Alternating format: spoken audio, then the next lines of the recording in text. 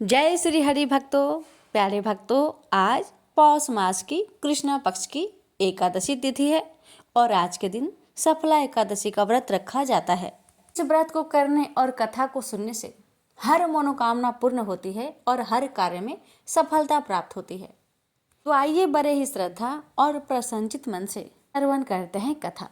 प्रेम से बोलिए विष्णु भगवान की जय, लक्ष्मी माता की जय, जय श्री गणेश। आइए पहले सुनते हैं सफला एकादशी व्रत महात्म्य कथा। महाराज युधिष्ठिर ने पूछा, हे जनार्दन, पौष कृष्ण एकादशी का क्या नाम है? उस दिन कौन से देवता का पूजन किया जाता है और उसकी क्या विधि है? कृपया मुझे बताएं। भक्त वत्सल भगवान श्री कृष्ण कहने लगे कि धर्मराज, मैं तुम्हारे स्नेह के कारण तुमसे कहता हूँ कि एकादशी व्रत के अतिरिक्त मैं अधिक से अधिक दक्षिणा पाने वाले यज्ञ से भी प्रसन्न नहीं होता, अतः इसे अत्यंत भक्ति और श्रद्धा से युक्त होकर करे। हे राजन, द्वादशी युक्त पौष कृष्ण एकादशी का महात्म्य तुम एकाग्रचित होकर सुनो। इस एकादशी का नाम सफला एकादशी है। इस एकादशी के देवता श्री नारायण हैं। विधि पूर्वक इस व्रत को करना चाहिए। जिस प्रकार नागों में शेषनाग, पंछियों में गरुड़, सब ग्रहों में चंद्रमा, यज्ञों में अश्वमेध और देवताओं में भगवान विष्णु श्रेष्ठ है, उसी तरह सब व्रतों में एकादशी का व्रत श्रेष्ठ है। जो मनुष्य सदैव एकादशी का व्रत करते हैं वे मुझे परम प्रिय है। अब मैं इस व्रत की विधि कहता हूँ। मेरी पूजा के लिए ऋतु के अनुकूल फल, नारियल, नींबू, नैवेद्य आदि 16 वस्तुओं का संग्रह करें। इस सामग्री से मेरी पूजा करने के बाद रात्रि जागरण करें। इस एकादशी के व्रत के समान यज्ञ, तीर्थ, दान, तप तथा और कोई दूसरा व्रत नहीं है। 5000 वर्ष तप करने से जो फल मिलता है उससे भी अधिक सफला एकादशी का व्रत करने से मिलता है। हे राजन, अब आप इस एकादशी की कथा सुनिए। चंपावती नगरी में एक महिष्मान नाम का राजा राज्य करता था। उसके 4 पुत्र थे। उन सब में लुम्पक नाम वाला बड़ा राजपुत्र महापापी था। वह पापी सदा पर स्त्री और वैश्यगमन तथा दूसरे बुरे कामों में अपने पिता का धन नष्ट किया करता था। सदैव ही देवता, ब्राह्मण, वैष्णवों की निंदा किया करता था। जब राजा को अपने बड़े पुत्र के ऐसे कुकर्मों का पता चला तो उन्होंने उसे अपने राज्य से निकाल दिया। तब वह विचारने लगा कि कहाँ जाऊं, क्या करूं। अंत में उसने चोरी करने का निश्चय किया। दिन में वह वन में रहता और रात्रि को अपने पिता की नगरी में चोरी करता तथा प्रजा को तंग करने और उन्हें मारने का कुकर्म करता। कुछ समय पश्चात सारी नगरी भयभीत हो गई। वह वन में रहकर पशु आदि को मारकर खाने लगा। नागरिक और राज्य के कर्मचारी उसे पकड़ लेते किंतु राजा के भय से छोड़ देते। वन में एक अति प्राचीन विशाल पीपल का वृक्ष था। जो लोग उसकी भगवान के समान पूजा करते थे। उसी वृक्ष के नीचे वह महापापी लुम्पक रहता था। इस वन को लोग देवताओं की कीड़ा स्थली मानते थे।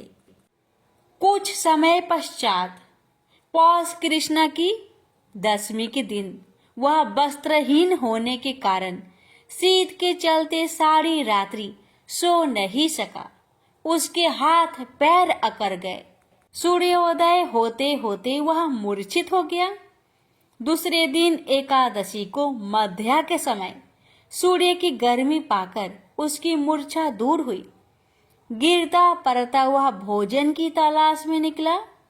पशुओं को मारने में वह समर्थ नहीं था, अतः पैरों के नीचे गिरे हुए फल उठाकर वापस उसी पीपल वृक्ष के नीचे आ गया। उस समय तक भगवान सूर्य अस्त हो चुके थे। वृक्ष के नीचे फल रखकर कहने लगा, हे भगवान, अब आपके ही अर्पण है ये फल, आप ही तृप्त हो जाइए। उस रात्रि को दुख के कारण रात्रि को भी नींद नहीं आई। उसके इस उपवास और जागरण से भगवान अत्यंत प्रसन्न हो गए और उसके सारे पाप नष्ट हो गए। दूसरे दिन प्रातः एक अति सुंदर घोड़ा अनेक सुंदर वस्तुओं से सजा हुआ उसके सामने आकर खड़ा हो गया। उसी समय आकाशवाणी हुई कि हे राजपुत्र, श्री नारायण की कृपा से तेरे पाप नष्ट हो गए। अब तू अपने पिता के पास जाकर राज्य प्राप्त कर। ऐसी वाणी सुनकर वह अत्यंत प्रसन्न हुआ और दिव्य वस्त्र धारण करके भगवान आपकी जय हो कहकर अपने पिता के पास गया। उसके पिता ने प्रसन्न होकर उसे समस्त राज्य का भार सौंप दिया और वन का रास्ता लिया। अब लुम्पक शास्त्रानुसार राज्य करने लगा। उसके स्त्री पुत्र आदि सारा कुटुंब भगवान नारायण का परम भक्त हो गया। वृद्ध होने पर वह भी अपने पुत्र को राज्य का भार सौंपकर वन में तपस्या करने चला गया और अंत समय में वैकुंठ को प्राप्त हुआ। अतः जो मनुष्य इस परम पवित्र सफला एकादशी का व्रत करता है उसे अंत में मुक्ति मिलती है। जो नहीं करते वे पूंछ और सींगों से रहित पशुओं के समान है।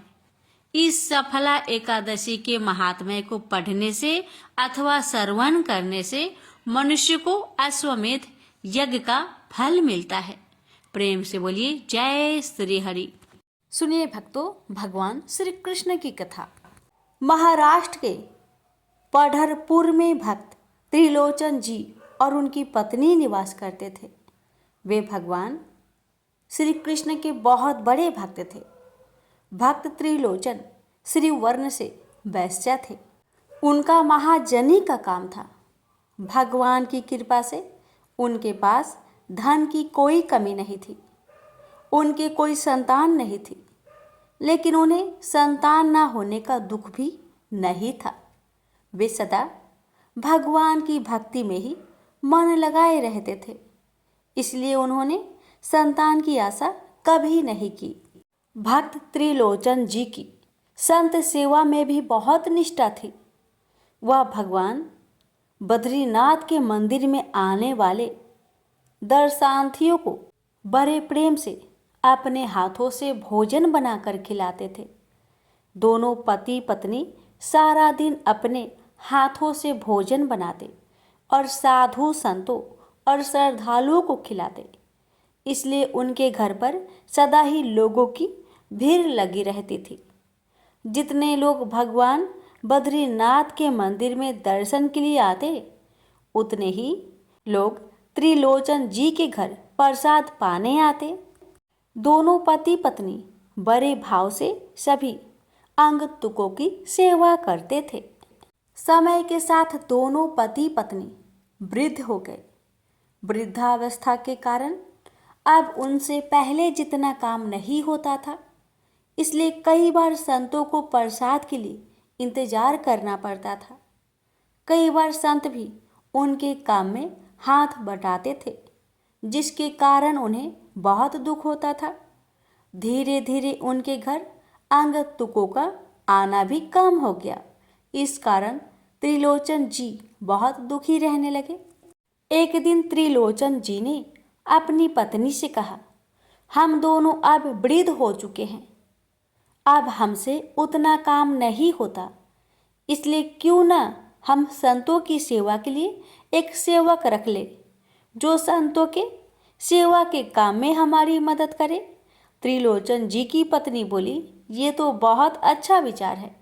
अगर सेवक आ जाएगा तो हम पहले की तरह संत सेवा कर पाएंगे। लेकिन सेवक ऐसा होना चाहिए जो मन लगाकर साधुओं की सेवा करे। त्रिलोचन जी ने कहा, ठीक है। त्रिलोचन जी ने अपने घर के बाहर बड़े बड़े अक्षरों में लिख दिया, यह संत सेवा के लिए एक सेवक की आवश्यकता है। कोई सेवा भावी व्यक्ति भीतर आकर संपर्क करे। भगवान बद्रीनाथ श्री कृष्ण से त्रिलोचन जी की यह कष्ट देखा नहीं गया। अगले दिन स्वयं भगवान बद्रीनाथ एक किशोर बालक का रूप बनाकर उनके घर आ गए। उस समय त्रिलोचन जी भगवान के ध्यान में बैठे थे। किशोर बालक त्रिलोचन जी को प्रणाम करके बोला, साहब, आपको सेवक की आवश्यकता है। मैं आपके यहाँ सेवक बनकर काम करने के लिए तैयार हूँ। त्रिलोचन जी और उनकी पत्नी ने देखा, एक बड़ा ही सुंदर 15-16 वर्ष की आयु का एक किशोर बालक उनके सामने खड़ा था। उसने टूटी हुई चप्पल और फटे पुराने वस्त्र पहने थे। त्रिलोचन जी ने पूछा, बेटा, तुम्हारा नाम क्या है और तुम्हारे घर में कौन कौन है? बालक ने बताया, मेरा नाम अंतर्यामी है और मैं अकेला ही हूँ, मेरा कोई नहीं। यह सुनकर त्रिलोचन जी और उनकी पत्नी को उस बालक पर बहुत दया आई। त्रिलोचन जी ने उनसे पूछा, बेटा, तुम क्या काम करना जानते हो? बालक बोला, साहब जी, मैं घर के सभी काम कर लेता हूँ। त्रिलोचन जी बोले, हमारे घर में प्रतिदिन सैकड़ों लोगों का भोजन बनता है। क्या तुम रोज इतने लोगों का भोजन बना सकते हो? वह बालक बोला, साहब, आप बिल्कुल निश्चिंत रहिए। भोजन बनाने में तो मुझे विशेष क्षमता प्राप्त है। सैकड़ों लोगों का भोजन बनाना तो मेरे बाएं हाथ का काम है। मैं तो भोजन बनाने के साथ साथ आपके घर झाड़ू बर्तन और साफ सफाई भी कर दिया करूँगा। यह सुनकर त्रिलोचन जी बहुत प्रसन्न हुए। उन्होंने सोचा, यह तो हमें बहुत अच्छा सेवक मिला है। त्रिलोचन जी बोले, ठीक है, तुम यहाँ पर सेवा कर लेना, लेकिन यह तो बताओ, तुम यहाँ पर सेवा करने का क्या लोगे? बालक बोला, बाबूजी, मुझे बस भरपेट भोजन दे दो और रात को सोने के लिए जगह दे दो, मुझे बस इतना ही चाहिए। त्रिलोचन जी बोले, हमारे घर में भोजन की कोई कमी नहीं। तुम्हारी जितनी इच्छा हो तुम उतना भोजन करना, और हमारा घर भी बहुत बड़ा है। हम तुम्हें एक कमरा दे देंगे, तुम वहाँ आराम से रहना। वह बालक बोला, मैं आपके घर के सभी कार्य करूँगा, लेकिन मेरी कुछ शर्तें हैं। त्रिलोचन जी बोले, बताओ तुम्हारी क्या शर्तें हैं? बालक बोला, मैं सभी के लिए भोजन बनाऊंगा, लेकिन मेरे लिए आपको भोजन बनाना होगा, क्योंकि मैं अपने हाथों से बना भोजन ग्रहण नहीं करता। त्रिलोचन जी की पत्नी ने सोचा, यह छोटा सा बालक है, 2-4 रोटी में तृप्त हो जाएगा। वह बोली, ठीक है, मैं तुम्हारे लिए भोजन बना दूंगी। वह बालक बोला, मेरी दूसरी शर्त है, मैं कितना भी भोजन करूं, मुझे कभी यह मत कहना कि तुम इतना क्यों खाते हो। त्रिलोचन जी बोले, तुम भर पेट 4-5 रोटी खा लेना, हम तुम्हें कभी नहीं टोकेंगे। बालक बोला, 4-5 रोटी से मेरा कुछ नहीं होता। मैं दिन भर में एक समय ही भोजन करता हूँ, लेकिन एक बार में 4 से 5 किलो रोटियाँ खा जाता हूँ। त्रिलोचन जी बोले, तुम जितना चाहे भोजन करना, लेकिन संतों की सेवा में कोई कमी नहीं आनी चाहिए।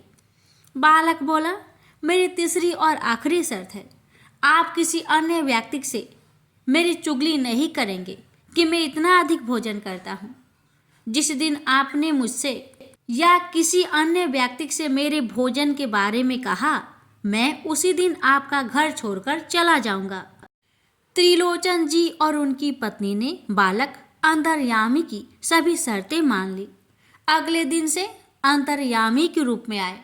भगवान ने त्रिलोचन जी के घर का काम करना शुरू कर दिया। अगले दिन त्रिलोचन जी सुबह सोकर उठे तो उन्होंने देखा कि रसोई घर में अलग अलग चूल्हों पर अलग अलग व्यंजन तैयार हो रहे हैं। अंतर्यामी भाग भाग कर 15 तरह के व्यंजन बना रहा है। जब तक त्रिलोचन जी और उनकी पत्नी स्नान आदि नित्य कर्म से निवृत्त हुए, तब तक अंतर्यामी ने सैकड़ों लोगों का भोजन तैयार भी कर दिया। अब सुबह सुबह श्रद्धालु आने लगे। अंतर्यामी ने सभी को बड़े प्रेम से भोजन परोसा। त्रिलोचन जी अंतर्यामी की इस कार्य में मदद करना चाहते थे, लेकिन अंतर्यामी ने उन्हें कोई काम नहीं करने दिया। सारा कार्य स्वयं ही किया।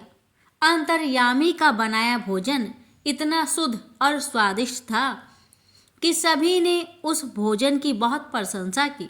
भोजन करने वालों पेट तो भर जाता, लेकिन भोजन करने की इच्छा खत्म नहीं होती।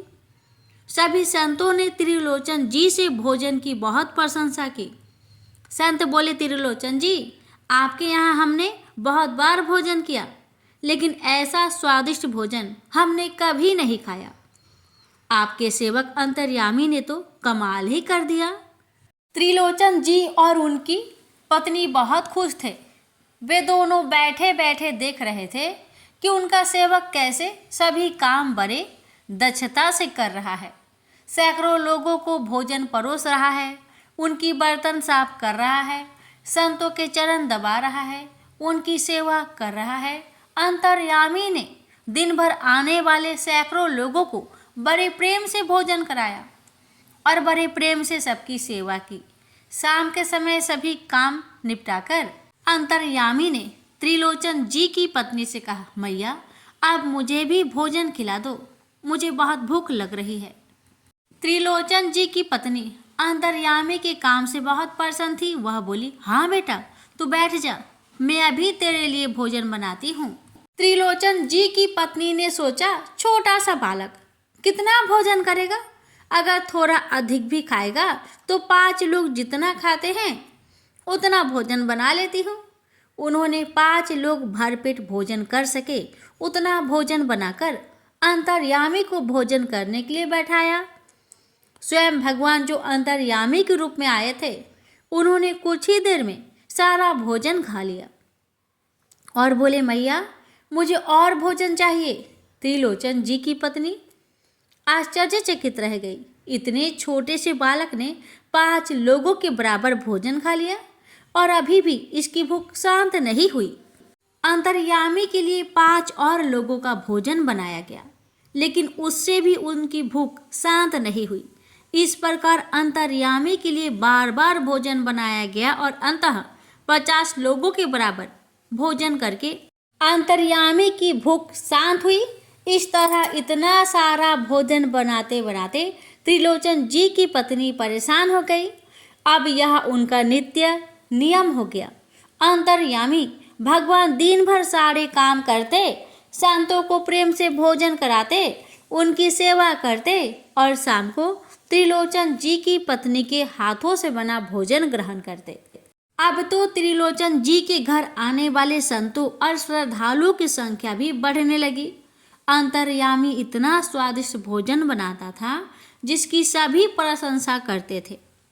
त्रिलोचन जी के घर के भोजन की चर्चा दूर दूर तक होने लगी, जिससे और अधिक संत और श्रद्धालु आने लगे। सभी संत परेशान होकर त्रिलोचन जी को आशीर्वाद देकर जाते थे। अब त्रिलोचन जी को कोई परिश्रम नहीं करना पड़ता था। उनके पास कोई काम ना होने के कारण उनके पास समय भी बहुत था, इसलिए वे अपना सारा दिन भगवान के भजन में, गाने में बिताने लगे। त्रिलोचन जी के घर में दिन भर भगवान के भजन गाए जाने लगे और सत्संग होने लगा, जिससे उनके घर और अधिक संत आने लगे। त्रिलोचन जी के घर प्रतिदिन उत्सव जैसा माहौल रहने लगा। सब जगह त्रिलोचन जी की जय जयकार होने लगी। इसी प्रकार 13 महीनों का समय बीत गया। एक दिन त्रिलोचन जी की पत्नी पड़ोस में गई। महिलाओं की आपस में बातचीत होने लगी। एक महिला ने त्रिलोचन जी की पत्नी से कहा, जब से अंतर्यामी आया है, आपके घर में तो बड़ी खुशहाली आ गई है और त्रिलोचन की तो रंगत ही बदल गई है। उनके चेहरे पर बड़ा तेज आ गया है। उनकी सेहत भी पहले से बहुत अच्छी हो गई है। लेकिन आप तो पहले से भी दुबली थी और अब भी दुबली हो। आपकी सेहत में कोई सुधार क्यों नहीं आया? त्रिलोचन जी की पत्नी बोली, मेरा दुख कोई नहीं जानता। अंतर्यामी सबकी सेवा करता है, लेकिन अंतर्यामी की सेवा मुझे करनी पड़ती है। महिला ने पूछा, क्या सेवा करनी पड़ती है? त्रिलोचन जी की पत्नी बोली, अंतर्यामी सबको भोजन बनाकर खिलाता है, लेकिन अपने हाथ से बना भोजन नहीं खाता। उसके लिए मुझे भोजन बनाना पड़ता है। महिला बोली, अरे वह तो 16-17 वर्ष का बालक है, कितना भोजन खाता होगा? त्रिलोचन जी की पत्नी बोली, अरे बहन, तुम नहीं जानती, वह दिन भर में एक ही बार भोजन करता है, लेकिन जब भोजन करने बैठता है लगातार 3 से 4 घंटे तक भोजन करता रहता है। 50 लोगों के बराबर अकेला भोजन करता है। इतना खाता है कि मैं तो बना बनाकर थक जाती हूँ। त्रिलोचन जी की पत्नी के ऐसा कहते ही अंतर्यामी के रूप में आए हुए भगवान अंतर्ध्यान हो गए। जब वह अपने घर पहुंची तो उन्हें अंतर्यामी कहीं दिखाई नहीं दिया। सब जगह अंतर्यामी की खोज की गई, परंतु वह कहीं नहीं मिला। अंतर्यामी की चले जाने पर त्रिलोचन जी और उनकी पत्नी बहुत दुखी हुए। दोनों पति पत्नी अंतर्यामी की याद में रोने लगे। तो पति पत्नी भगवान बद्रीनाथ के मंदिर पहुंचे। दोनों ने भगवान से विनती की, हे प्रभु, आपने हमें संतान नहीं दी, उसका हमें कोई दुख नहीं, लेकिन एक सेवक हमारे जीवन में आया था। उसके आने से हमारे घर में संतों की सेवा होने लगी, भजन कीर्तन होने लगा। वह सेवक पुत्र के समान ही हमारी सेवा किया करता था। कृपा करके उस बालक को हमारे घर वापस भेज दे। ऐसा कहकर दोनों पति पत्नी आंखों से आंसू बहाने लगे। तभी उन दोनों को अंतर्यामी की आवाज सुनाई दी, साहेब जी, मैं यहाँ हूँ। दोनों ने आंखें खोली तो उन्होंने पाया यह आवाज भगवान बद्रीनाथ की मूर्ति से आ रही थी। भगवान बद्रीनाथ बोले, आप दोनों ने जीवन भर साधु संतों और मंदिरों में आने वाले श्रद्धालुओं की सेवा की है, इसलिए आप पर प्रसन्न होकर मैं स्वयं अंतर्यामी का रूप लेकर इस कार्य में आपकी सहायता करने आया था। यदि आप चाहेंगे तो मैं फिर से आपकी सहायता करने आ जाऊंगा। इतना सुनकर त्रिलोचन जी और अधिक विलाप करने लगे। वो बोले, हे प्रभु, हम जैसे तुच्छ प्राणियों के घर आप नौकर बनकर आए। आपने हमारी सेवा की, हमारे लिए भोजन पकाया, हमारे बर्तन धोए। हे प्रभु, हम आपको पहचान नहीं पाए। आपसे सेवा करवा कर हमसे बहुत बड़ा पाप हो गया। भगवान बोले, आपसे कोई पाप नहीं हुआ, हम स्वयं आपकी भक्ति से प्रसन्न होकर आपकी सहायता करने आए थे। अब आप दोनों शोक रहित होकर अपने घर जाइए। शीघ्र ही आप दोनों मुक्त होकर हमारे परम धाम में हमारा सानिध्य प्राप्त करेंगे। प्रेम से बोलिए श्री कृष्ण भगवान की जय। एक बार माता लक्ष्मी भगवान विष्णु से पूछती है, हे स्वामी, तुलसी के पास दीपक जलाने का क्या महत्व है और रोज शाम को तुलसी के पास दिया क्यों जलाया जाता है? इससे मनुष्य को कौन सा फल प्राप्त होता है? तुलसी के पास दीपक जलाने की विधि क्या है तथा दीपक जलाते समय कौन से मंत्र का उच्चारण करना चाहिए? कृपया आप मुझे विस्तार से बतलाइए। तब भगवान विष्णु जी कहते हैं, हे देवी, आज आपने समस्त मानव जाति के कल्याण के लिए बहुत ही महत्वपूर्ण प्रश्न किया है। आपके इस प्रश्न का उत्तर देने से पूर्व मैं आपको एक प्राचीन कथा सुनाता हूं, जिससे आपको सभी प्रश्न के उत्तर मिल जाएंगे। इसलिए आप इस कथा को बड़े ही श्रद्धा प्रसन्नचित पूर्वक पूरा सुनिए। इस कथा को ध्यान से पूरा सुनने मात्र से ही मनुष्य को, भक्तों को 100 वर्षों तक तुलसी के पास दीपक जलाने का पुण्य प्राप्त हो जाता है। फिर माता लक्ष्मी कहती है, हे स्वामी, हे भगवान, मैं इस कथा को सुनने के लिए बड़ी उत्सुक हूं। कृपया आप इस कथा को सुनाना प्रारंभ कीजिए। तब भगवान विष्णु माता लक्ष्मी को वह कथा सुनाने लग जाते हैं कि हे देवी, पूर्व काल की बात है। दक्षिण दिशा में तुंगभद्रा नाम की एक बहुत बड़ी नदी है। इस नदी के किनारे पर हरिहरपुर नाम का एक अत्यंत सुंदर नगर बसा हुआ था।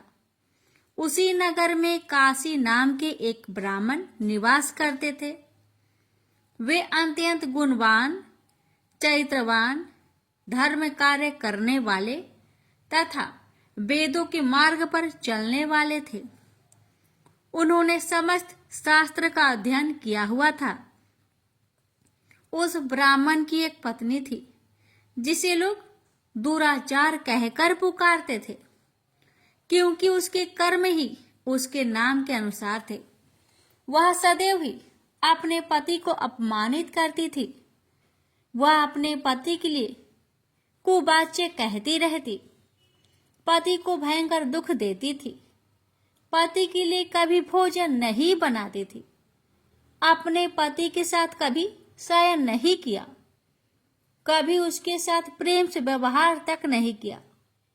पति के मित्र, परिवार के लोग घर पर आते तो वह स्त्री उनको अपमानित करके घर से भगा देती थी और स्वयं काम भाव से उन्मत्त होकर निरंतर अन्य वैभवचारिणी स्त्रियों के साथ घूमा करती थी। उसका मन पति को छोड़कर पराये पुरुष में लगा रहता था। उसने कभी अपने पति से प्रेम से बात तक नहीं की, किंतु पराये पुरुषों के संग बैठकर बातें करती थी। पराये पुरुषों को मोहित करने के लिए बड़े ही सज धज कर गांव में घूमने जाया करती थी। कभी वह वन में किसी वृक्ष के नीचे खड़ी रहकर सुंदर पुरुषों की राह देखने लगती और किसी दुष्ट पुरुष को मोहित करके उसके संग भोग विलास किया करती थी। फिर एक दिन वह दुराचारिणी स्त्री वन में जाकर एक वृक्ष के नीचे खड़ी हो गई। उसका चित्त काम से भरा हुआ था। वह किसी सुंदर कामी पुरुष की राह देख रही थी, किंतु बहुत समय निकलने के बाद भी उस स्थान पर कोई पुरुष नहीं आया। इसलिए वह अत्यंत दुखी हो गई और प्रियतम की खोज में इधर उधर देखने लगी। उस दिन उसका सारा परिश्रम व्यर्थ हो गया।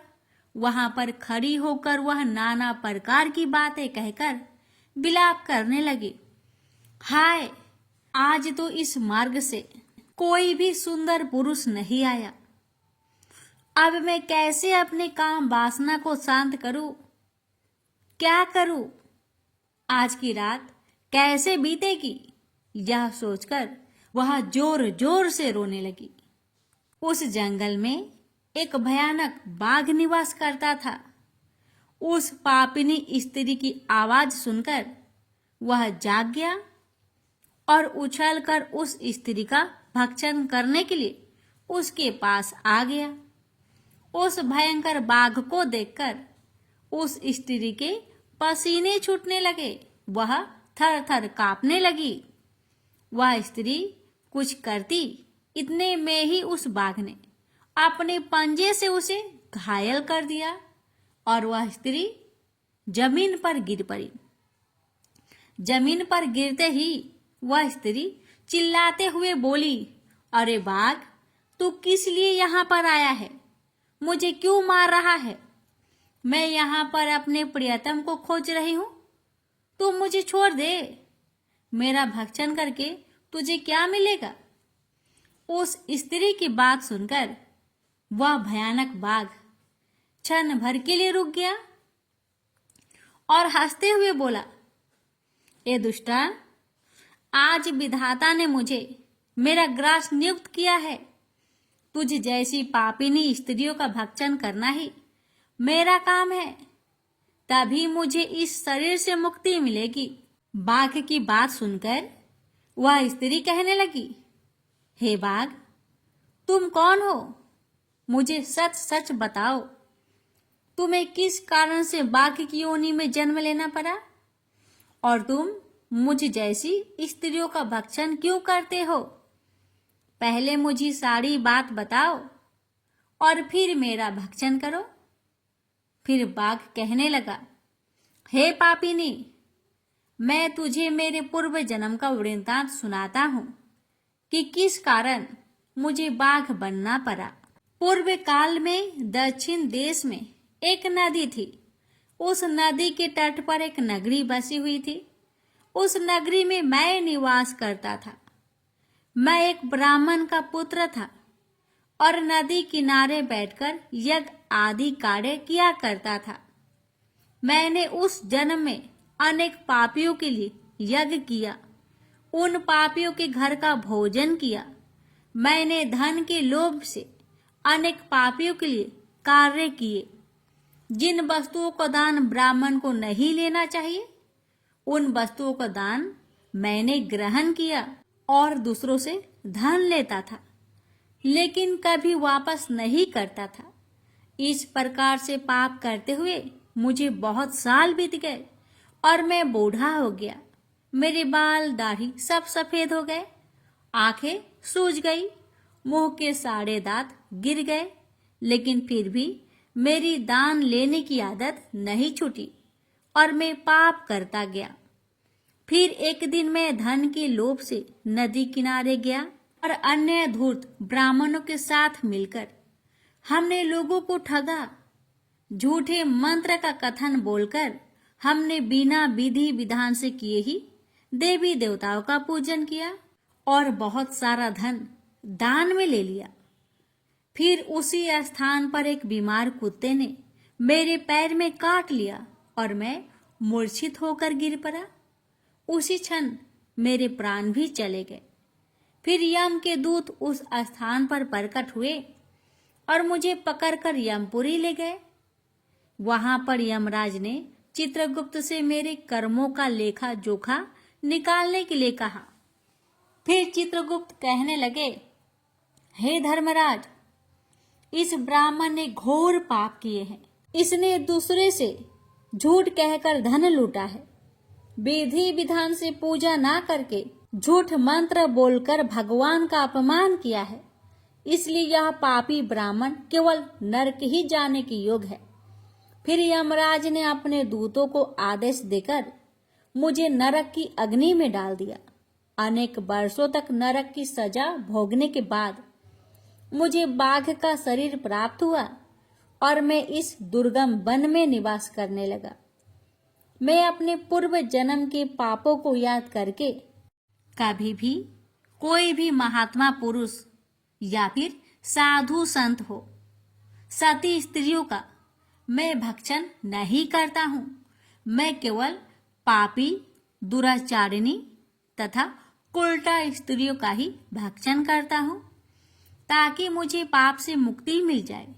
इस प्रकार से उस बाघ ने अपने पूर्व जन्म का पूरा कथा उस पापिनी को सुना दिया और फिर उस स्त्री से कहने लगा, हे पापिनी, तेरे आचरण से तू उल्टा दिखाई पड़ती है। अपने पति को छोड़कर तू इस वन में अन्य पुरुष के साथ भोग विलास करने आई है, इसलिए आज तो तू मेरा ग्रास अवश्य बनेगी। इतना कहकर उस बाघ ने अपने तीक्ष्ण नाखून से उस पापिनी स्त्री के टुकड़े टुकड़े करके उसे खा लिया। फिर उस स्थान पर यम के दूत प्रकट हुए और उस पापिनी स्त्री को उठाकर यमपुरी ले गए। वहां पर उसे यमराज के सामने खड़ा किया गया। फिर चित्रगुप्त ने उस स्त्री का लेखा जोखा निकालते हुए यमराज जी से कहने लगे, हे धर्मराज, यह स्त्री तो अत्यंत पापिनी है। इसने घोर पाप किए हैं। इसने व्यभिचार किया है, इसने अपनी पति की कभी सेवा नहीं की, अपने पति को भूलकर पराये पुरुषों के संग भोग विलास किया करती। उसके पाप को सुनकर यमराज जी ने उस स्त्री को अग्नि से भरे हुए कुंडों में डालने का आदेश दिया। अनेक वर्षों तक उसे उस कुंड में पकाया गया, फिर उसे निकालकर दूसरे नरक में डाल दिया गया। इस प्रकार से उसे अनेक वर्षों तक अलग अलग नरकों में डाला गया और नरकों में डालने के बाद वह महापापी स्त्री पुनः पृथ्वी लोक पर आकर चांडाल के रूप में उत्पन्न हुई। चांडाल के घर में जन्म लेकर वह फिर से अनेक पाप करने लगी, व्यभिचार करने लगी, अनेक पापी पुरुषों के संग विहार करने लगी। कुछ समय बाद पूर्व जन्म के पापों के कारण उसे कोढ़ का रोग हो गया और वह भयानक पीड़ा सहन करने लगी। उसका अंग अंग जलने लगा, उसके नेत्रों में पीड़ा होने लगी। इस दुख को सहन करती हुई अपना जीवन को बिता रही थी। फिर एक दिन वह तीर्थ में स्नान करने के उद्देश्य से अनंतपुरा में चली गई। वहां पर वह एक आश्रम के बाहर निवास करने लगी। वहां उस आश्रम में एक तुलसी जी का पौधा था। अन्य स्त्रियों को वहां पर तुलसी जी के पास दीपक जलाते हुए देखकर उस महापापी स्त्री ने भी वही किया। उसने तुलसी जी के पौधे के पास जाकर एक घी का दीपक जला दिया। फिर उसी रात हृदय घात से उसकी मृत्यु हो गई और यमराज के दूत उसे लेने के लिए आ गए। जैसे ही यम के दूत उस पापी स्त्री को पास में बांध कर ले जाने लगे, वैसे ही भगवान विष्णु के दो पार्षद उस स्थान पर प्रकट हुए और उन्होंने उन दोनों को रोक लिया और कहने लगे, हे दूतों, इस स्त्री को तुम छोड़ दो, यह नरक जाने की योग्य नहीं है। तुम किसके आदेश से ऐसा अधर्म कर रहे हो? फिर यम के दूत कहने लगे, हे पार्षदों, हम यमराज के आदेश से इस पापी स्त्री को उठाकर ले जा रहे हैं, किंतु आप हमें किस कारण से रोक रहे हैं? यह स्त्री अत्यंत पापी है, महापापी है। इसने बहुत घोर पाप किए हैं, इसे नरक में जाने की आज्ञा मिली है। फिर पार्षद कहने लगे, हे दूतों, यह स्त्री तो विष्णु भगवान की भक्त है, यह नरक जाने की योग्य नहीं है।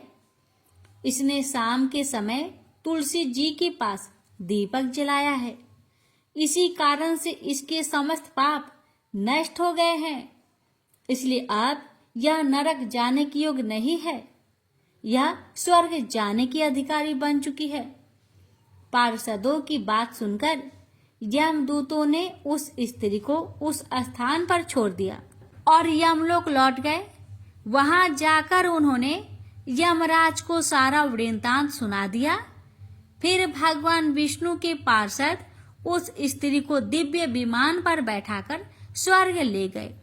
भगवान विष्णु कहते हैं, हे देवी, इस प्रकार से तुलसी के पास दीपक जलाने मात्र से ही मनुष्य के सभी पाप नष्ट हो जाते हैं, सभी संकट कट जाते हैं। जो स्त्री नित्य शाम को तुलसी जी के पास दीपक जलाती है, वह सौभाग्यशाली बन जाती है। उसके पूर्व जन्मों के सभी पाप नष्ट हो जाते हैं, उसे सुख समृद्धि की प्राप्ति होती है। रोज तुलसी के पास दीपक जलाते समय इस मंत्र का उच्चारण करना चाहिए। ओम तुलसी देवे च विद्महे विष्णु प्रियाय च धीमहि तन्नो वृंदा प्रचोदया। इसका अर्थ है, विष्णु प्रिया तुलसी, मैं आपको नमन करती हूँ, आप मुझे उच्च बुद्धि दीजिए। हे वृंदा, आप मेरे मन को रोशन करें। भगवान विष्णु कहते हैं, हे देवी, हजारों अमृत के घरों से नहलाने पर भी श्री हरि विष्णु को उतनी तृप्ति नहीं होती जितनी कि वे मनुष्य के द्वारा तुलसी का एक पत्ता चढ़ाने से प्राप्त करते हैं। 10,000 गौदान से मानव को जो फल प्राप्त करता है वही फल तुलसी पत्र के दान से पा लेता है। जो मृत्यु के समय अपने मुख में तुलसी पत्र का जल पा जाता है वह संपूर्ण पापों से मुक्त होकर भगवान श्री हरि विष्णु के धाम को जाता है। हिंदू धर्म में तुलसी के पौधे का महत्व सबसे अधिक है। इसकी सबसे पहले पूजा भगवान विष्णु ने की थी। भगवान विष्णु कहते हैं, जिस प्रकार से देवी लक्ष्मी से बैकुंठ को ऐश्वर्य प्राप्त है उसी प्रकार से बैकुंठ में तुलसी के कारण ही पवित्रता प्राप्त है। पृथ्वी लोक पर जिस स्थान पर भी तुलसी का पौधा होगा उस स्थान पर कभी बुराई का वास नहीं होगा। ऐसा स्थान सबसे अधिक पवित्र होगा। इसी कारण से हमें हमारे घर में तुलसी का पौधा अवश्य लगाना चाहिए। इस प्रकार से भगवान विष्णु ने तुलसी के पास दिया जलाने का महत्व महिमा बताए। अगर कथा अच्छी लगे तो कमेंट बॉक्स में तुलसी महारानी की जय अवश्य लिखें और इस वीडियो को एक शेयर अवश्य करें। भगवान विष्णु आप सभी भक्तों की हर मनोकामना को पूर्ण करे। प्रेम से बोलिए जय श्री हरि। लापसी तपसी की कथा। एक लापसी था, एक तपसी था। तपसी हमेशा भगवान की तपस्या में लीन रहता था। लापसी रोजाना सवा सेर की लापसी बनाकर भगवान का भोग लगाकर जीम लेता था। एक दिन दोनों लड़ने लगे। लापसी बोला, मैं रोज भगवान की तपस्या करता हूँ इसलिए मैं बड़ा हूँ। लापसी बोला कि मैं रोज भगवान को सवा सेर लापसी का भोग लगाता हूँ इसलिए मैं बड़ा हूँ। नारद जी वहां से गुजर रहे थे। दोनों को लड़ता देखकर उनसे पूछा कि क्यों तुम लड़ रहे हो। लापसी ने खुद को बड़ा होने का कारण बताया और तपसी ने अपना कारण बताया। नारद जी बोले, तुम्हारा फैसला मैं कर दूंगा। दूसरे दिन लापसी और तपसी नहाकर अपनी रोज की भक्ति करने आए तो नारद जी ने छुपकर 1.25 करोड़ की एक एक अंगूठी उन दोनों के आगे रख दी। तपसी की नजर जब अंगूठी पर पड़ी तो उसने चुपचाप अंगूठी उठाकर अपने नीचे दबा ली। लापसी की नजर अंगूठी पर पड़ी लेकिन उसने ध्यान नहीं दिया। भगवान को भोग लगाकर लापसी खाने लगा। नारद जी सामने आए तो दोनों ने पूछा कि कौन बड़ा। तो नारद जी ने तपसी को खड़ा होने को कहा। वो खड़ा हुआ तो उसके नीचे दबी अंगूठी दिखाई पड़ी। नारद जी ने तपसी से कहा, तपस्या करने के बाद भी तुम्हारी चोरी करने की आदत नहीं गई इसलिए लापसी बड़ा है और तुम्हें तुम्हारी तपस्या का कोई भी फल नहीं मिलेगा। तपसी शर्मिंदा होकर माफी मांगने लगा। उसने नारद जी से पूछा, मुझे मेरी तपस्या का फल कैसे मिलेगा। नारद जी ने कहा, यदि कोई गाय और कुत्ते की रोटी नहीं बनाएगा तो फल तुझे मिलेगा। यदि कोई ब्राह्मण को भोजन करवाकर दक्षिणा नहीं देगा तो फल तुझे मिलेगा। यदि कोई साड़ी के साथ ब्लाउज नहीं देगा तो फल तुझे मिलेगा। यदि कोई दिए से दिया जलाएगा तो फल तुझे मिलेगा। यदि कोई सारी कहानी सुने लेकिन तुम्हारी कहानी नहीं सुने तो फल तुझे मिलेगा। उसी दिन से हर व्रत कथा कहानी के साथ लापसी तपसी की कहानी भी सुनी और कही जाती है। प्रेम से बोलिए लक्ष्मी नारायण